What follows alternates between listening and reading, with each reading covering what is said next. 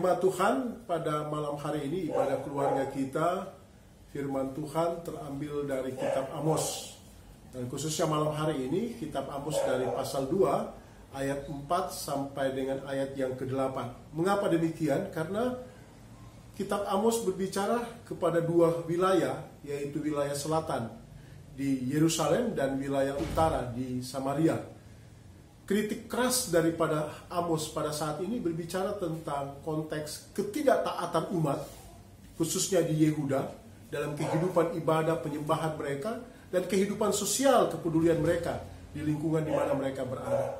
Dan di sebelah utara itu jemaat Tuhan, umat Allah sangat hidup dengan penindasan terhadap orang lain, di mana ada orang-orang yang hebat, ada orang-orang yang kaya raya, tetapi kemudian menggunakan kekuatan ekonominya, kekuatan kekayaannya, lalu kemudian memaksa, menindas, bahkan memperbudak orang-orang miskin pada waktu itu. Harta orang miskin yang mereka gadaikan itu mereka rampas. Dan terutama di utara ada dosa-dosa seksual yang mereka lakukan, dan ada penyembahan-penyembahan berhala. Jadi di wilayah Yehuda dan wilayah Samaria ini, kedua-duanya menjadi sasaran kritik daripada Nabi Amos pada waktu itu. Dan karena itu Amos bersuara lantang bahwa Tuhan akan menghukum mereka. Tuhan tidak akan main-main lagi. Karena persoalan ini sangat luar biasa, yaitu ketidakinginan mereka untuk hidup dalam ketertiban, ketaatan atas hukum Tuhan. Dan saat yang sama perilaku kehidupan bangsa ini adalah perilaku yang tidak peduli dengan orang-orang yang menderita dan kesusahan. Bapak Ibu yang saya kasih dalam Tuhan, dua hal ini seharusnya menjadi satu keseimbangan dalam kehidupan kita. Bahwa di satu sisi ketika kita hidup dalam ketaatan oleh firman Allah, oleh ketaatan atas hukum-hukum Tuhan, ketaatan atas apa yang Tuhan inginkan, tapi saat yang sama kehidupan perilaku dan kepedulian kita kepada orang-orang miskin, kepada orang-orang yang menderita, itu hal yang sangat penting. Dan saat itulah Amos berbicara. Dan saat ini juga Amos berbicara kepada kita semua. Dan ada beberapa hal yang penting untuk kita renungkan pada hari ini. Dan khususnya GPIB Immanuel Pekanbaru bukan sesuatu yang baru kita sudah lakukan sekian tahun, 3 tahun lebih, bahwa kita mengumpulkan di hari Pentakosta, kita mengumpulkan dana, kita mengumpulkan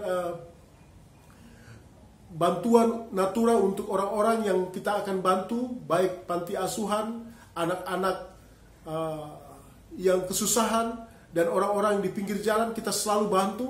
Ini sesuatu yang menunjukkan betapa hidup kita sebenarnya saat ini penuh dengan ketaatan, karena Tuhan menginginkan kita peduli kepada orang-orang miskin. Dan Yesus mengatakan dalam Yohanes pasal 12 ayat 8 bahwa kalau dia pergi, tetapi orang miskin itu akan tetap ada bersama dengan murid-murid. Dan karena itu kesadaran penting bagi kita adalah kepedulian kita, karena Yesus, hukum Tuhan adalah hukum Kristus adalah hidup bertolong-tolongan. Dan kita harus melakukannya itu dalam kehidupan kita hari lepas hari. Yang kedua yang perlu kita renungkan, bahwa Tuhan menginginkan kita hidup tertib, teratur, dan terencana dengan begitu banyak hal yang penting dalam kehidupan kita.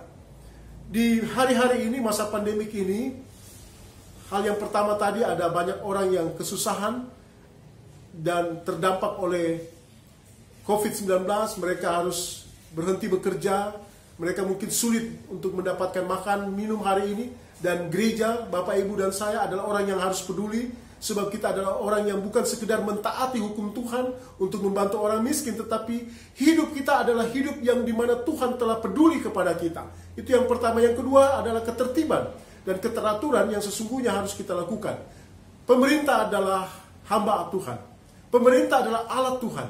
Pemerintah adalah orang yang ditunjuk Tuhan untuk membawa sejahtera dan keadilan dalam kehidupan ini. Karena itu Bapak Ibu yang dikasihi Tuhan, hari ini kita adalah orang yang seharusnya hidup dalam ketaatan, hidup dalam keteraturan, hidup dengan perencanaan-perencanaan yang baik. Karena itu hari ini untuk menghindari COVID-19 ini, kita harus lebih tertib, mengikuti apa yang dilakukan, apa yang disarankan pemerintah. Sesuatu pola normal, ya, new normal, atau suatu nilai pola baru dalam kehidupan yang kembali normal itu seharusnya seperti apa? Ini harus kita tunjukkan nantinya dalam ketertiban ini. cuci tangan, atur jarak dalam sosial, dan banyak hal yang harus kita lakukan. Dan ini sesuatu yang penting sekali Bapak Ibu sekalian. Sebab lebih daripada itu, kalau kita tidak melakukannya, kita melanggarnya, maka seperti yang disampaikan oleh kitab Amos pada saat ini, Tuhan juga tidak peduli. Tuhan akan membiarkan itu. Dan penghukuman Tuhan akan terjadi kepada umatnya yang tidak mau tertib, yang tidak mau peduli kepada apa yang telah ditetapkan Tuhan dalam hidupnya. Dua hal ini, Bapak Ibu, menjadi renungan malam hari ini dari ayat 4 sampai dengan ayat 8, bahwa hidup kita adalah hidup dalam ketaatan. Hidup kita juga adalah hidup yang menyatakan kasih kepada semua orang dalam kepedulian kita. Teruslah hidup dalam ketaatanmu, dan di sanalah kasih Tuhan nyata dalam hidup kita, sehingga kita bisa berbagi kasih kepada siapapun hari lepas hari. COVID harus dihadapi dengan cara hidup dalam ketaatan, dalam kebenaran firman Allah. Dan Kristus Yesus menginginkan kita untuk melakukan semua ini dalam nilai ketaatan, dalam nilai keteraturan hidup, untuk menjadi orang yang sungguh menyadari bahwa Tuhan selalu berkenan kepada orang-orang yang hidup menurut firman-Nya, menurut apa yang diperintahkannya. Terpujilah Kristus Yesus Tuhan kita. Haleluya. Amin.